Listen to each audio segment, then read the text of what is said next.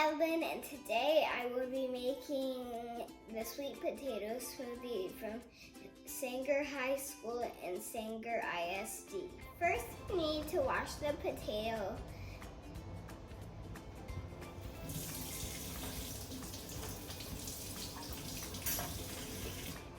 Then carefully poke it with a fork. Next, cook it in the microwave for 5 minutes and then let it cool down for 3 minutes. Remove it from the microwave with oven mitts and let an adult help you peel the potato. You're going to add to the blender the cooked sweet potatoes, a half a cup of unsweetened vanilla almond milk,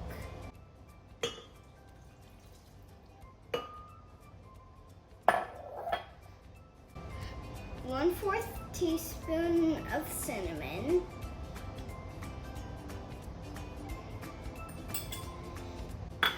1/2 teaspoon honey, and 1/2 cup of ice.